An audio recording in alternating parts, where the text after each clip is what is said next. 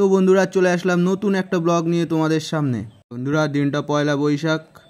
বন্ধুরা সকাল সকাল চলে আসলাম পুকুরে মাছ ধরতে। অনেক মাছই আছে, তবে বাবা মনে হয় এই কি মাছ দেখাও বন্ধু, এটা আমার ভাইপো সুমন, তো মাছ ধরায় হেল্প করেছিল। এটা রুই মাছ, ওফ পুকুরের রুই হেভি স্বাদ। আর পয়লা বৈশাখ মানে মাংস হবে না, আর বলতে বলতেই দেখো মাংস।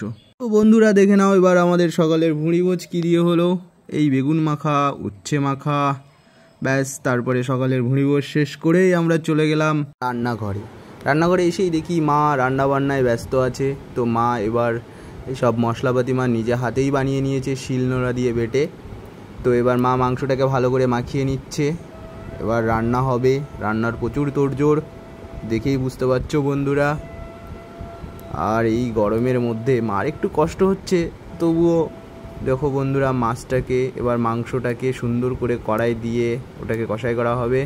এবার বন্ধুরা দেখে নাও, এবার যেটা জেঠিমা সুন্দর করে মাছটা কাটছে। ভেটকি মাছ এটা বন্ধু, বাড়ির পুকুরের ভেটকি। ওফ, আমার তো দেখেই জিভে জল চলে আসছে। এবার সব কিছু রান্না বান্না শেষ, আমাদের খাওয়া দাওয়ার পালা শুরু। তো বন্ধুরা তোমাদের নিমন্ত্রণ